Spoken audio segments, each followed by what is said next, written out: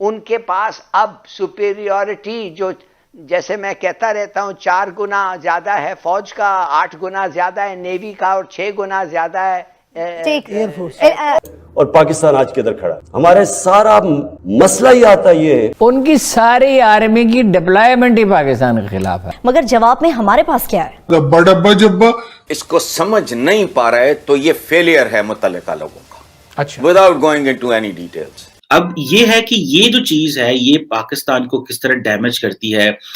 Hello friends, welcome to the channel. تو دوستو آئیے دیکھتے ہیں پاکستانی میڈیا کی لیٹسٹ ویڈیو۔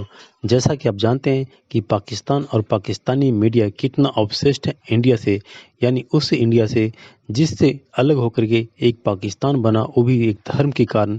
لیکن پاکستانیوں کو اس پر بھی سنتوشٹی نہیں ہوئی ہے، اور ابھی بھی یہ پاکستانی ہر معاملے میں انڈیا سے نہ صرف اپنے آپ کو کمپیئر کرتے ہیں بلکہ یہ سمجھتے ہیں کہ یہ سپریئر کلاس ہیں، جبکہ حقیقت یہ ہے کہ پاکستان اور اس کی سوچ کا مقابلہ انڈیا سے ہو ہی نہیں سکتا، کیونکہ انڈیا دنیا کا سب سے پراچینتم سویلائزیشن میں ہے، اور انڈیا کی جو گنتی ہوتی ہے وہ دنیا کے عظیم و ترین دیش کے اندر ہوتی ہے، جبکہ پاکستان میپ کو اگر گلوبل میپ پہ دیکھیں تو پاکستان کا پتہ بھی نہیں لگتا ہے۔ اور دوسری بات، یہ جو پاکستان کا جو دیش ہے دنیا کے اگر گلوبل میپ پہ دیکھیں تو لوگوں کو سمجھ نہیں آ پاتا کہ آخر پاکستان کہاں ہے، اور لوگ پاکستان کے بارے میں جانتے بھی نہیں ہیں، کیونکہ آخرکار یہ پورا ایریا ہندوستان تھا جس کو کہ پوری دنیا جانتی ہے۔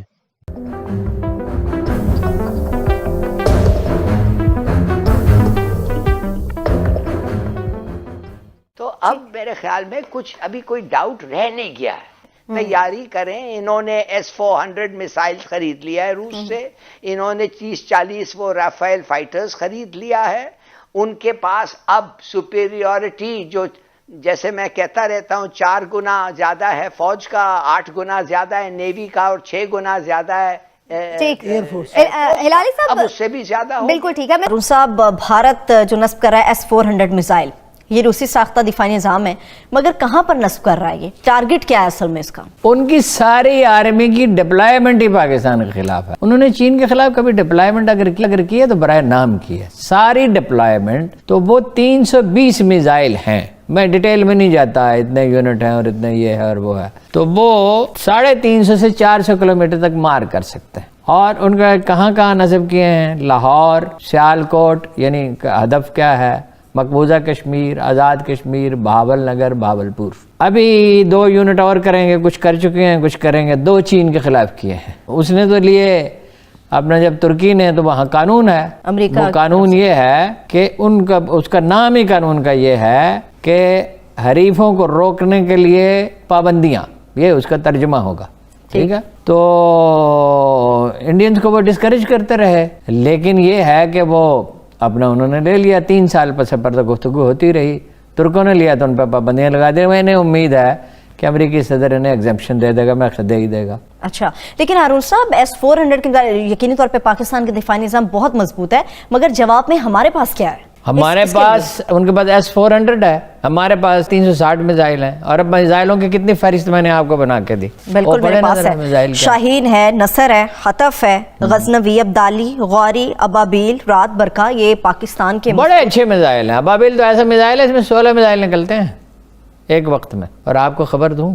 جی جو اس وقت دنیا میں کسی کے پاس نہیں۔ اتفاق سے دیکھو، یہ خوش قسمتی ہوتی ہے کہیں سے آپ کو خبر مل جائے۔ پاکستان بہت جلد S-400 جیسا میزائل بنا لے گا، خود بنا لے گا۔ جی زبردست ارون صاحب، زبردست ہے، یہ تو بہت بڑی خبر آپ نے۔ میں ٹائم نہیں فریم بتا سکتا۔ ٹھوس ایندھن بنانے میں میزائل میں 2 طرح کا ایندھن ہوتا ہے، وہ لیکوڈ اور مائع، اور دوسرا ٹھوس۔ انہوں نے صرف ٹھوس ایندھن بنانے میں، میزائل نہیں میں کہہ رہا، 5 سال لگائے۔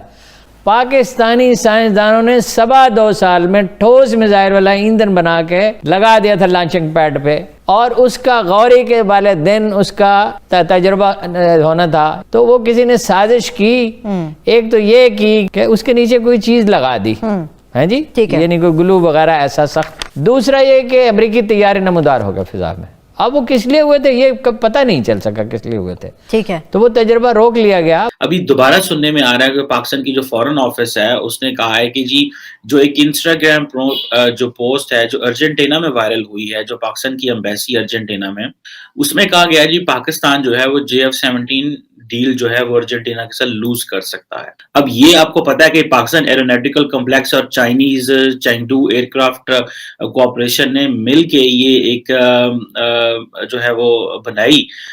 اس سے پہلے میرے خیال ہے ساؤتھ کوریا جو ہے وہ بھی شاید ریفیوز کر چکا ہے JF-17 تھنڈر کے حوالے سے. اب یہ ہے کہ یہ جو چیز ہے یہ پاکستان کو کس طرح ڈیمیج کرتی ہے. اب ہوتا یہ ہے کہ جتنی بھی ڈیفنس ڈیلز ہوتی ہیں یہ بڑی سیکرٹ میں رکھی جاتی ہے, لیکن over the period of time جو ایک چیز سامنے آ رہی ہے جس کو we are very much concerned is کہ ہمارا فارن آفس کیا کر رہا ہے. میں ویسے بتا سکتا ہوں انٹرنلی انسٹیٹیوشنل جیلسی بھی ہوتی ہے, ٹھیک ہے. کئی دفعہ کہ ابھی فار ایگزامپل اگر آپ کی کسی ایمبیسی میں انٹرنلی لوگوں کی آپس میں نہیں بنتی تو وہ بھی جان بوجھ کے کوئی اس طرح کی چیز کر دیتے ہیں کہ ایک پارٹی کو نقصان پہنچا دے.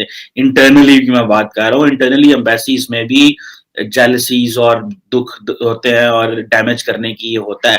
سو یہ جو ارجنٹینا میں ہوا ہے آبویسلی یہ ایک بڑا سیریس پوائنٹ ہے, اور اس کے اوپر ہمارے فارن منسٹر صاحب کو یا تو یہ سارے اکاؤنٹ سسپینڈ کر دینے چاہیے یا ان کی ٹیک کیئر کرنی چاہیے. اب جو ہے وہ JF-17 کی جو ڈیل ہے وہ controversial who, this is not some thing which is good. اور پاکستان آج کدھر کھڑا ہے. ہمارے سارا مسئلہ ہی آتا یہ ہے کہ ہم تھوڑی دیر کے بعد جیسے ہم تھوڑی اکانومی گرو کرتی ہے ہمارے پاس ڈالرز کی کمی ہو جاتی ہے, کیونکہ گرو کرنے کے لیے امپورٹس پڑتی ہیں, مشینری امپورٹس جو بھی, اور اس کی وجہ سے ہمارا باٹل نیک آ جاتا ہے کرنٹ اکاؤنٹ کا, یعنی ہمارے ملک میں ڈالرز کی کمی ہوتی ہے, وہ پریشر پڑتا ہے ہمارے روپے پہ اور ریزروز پہ, اور پھر ہمیں تقریباً 20 دفعہ ہمیں IMF کے پاس جانا پڑتا ہے. تو یہ تھے عمران خان صاحب, اور عمران خان صاحب دی اکانومسٹ. ان کا کہنا ہے کہ جی پاکستان کی اکانومی بڑھتی ہے تو ڈالر کی کمی ہو جاتی ہے, ڈالر کی کمی ہو جاتی ہے تو ہمیں IMF کے پاس جانا پڑتا ہے, اور اس کے بعد ابا ڈبا جبا. تو بالکل خان صاحب کا یہ کہنا ہے, اور اگر آپ میں سے کسی کی سمجھ میں آ گیا ہو کہ وہ کہنا کیا چاہ رہے تھے تو پلیز مجھے ضرور بتائیے گا, کیونکہ میری تو بالکل سمجھ میں نہیں آ رہا کہ خان صاحب کیا کہنا چاہ رہے ہیں. یہ جب حکومت آئی پاکستان تحریک انصاف کی تو انہیں گلی سڑی معیشت بہت بدحال حالت میں ملی تھی, لیکن نہ تو یہ اس کو درست کر پا رہے ہیں اور نہ ہی یہ عوام تک یہ کمیونیکیٹ کر پا رہے ہیں. تو حسن نثار صاحب, اس کا مطلب ظاہر نکلتا ہے کہ عمران خان صاحب بھی اپنی اس حکومت میں right man for the right job والی جو بات وہ کیا کرتے تھے اس پر عمل نہیں کر سکے, آج بھی صحیح عہدوں پر صحیح لوگ نہیں لگا سکے. آپ نے خود فرمایا نہ ٹھیک کر پا رہے ہیں نہ ان کے کمیونیکیشن اسکلز میں یہ اپنے ان کو کنٹرول حاصل ہے. دیکھیں جی, اگر لوگ اس کو سمجھ نہیں پا رہے تو یہ فیلئر ہے متعلقہ لوگوں کا. اچھا, without going into any details, یہ فیلئر ہے. یہ بالکل اسی طرح ہے کہ ایک آدمی پریکٹیکلی وہ کلینکلی بس ٹھیک ہے ہو چکا ہے, لیکن آپ نے اس کو وہ لگایا ہوا ہے ریسپیریٹر یا کیا کہتے ہیں اس کو, وینٹیلیٹر, آرٹیفیشیل بریدنگ ہو رہی ہے. This is what your economy was.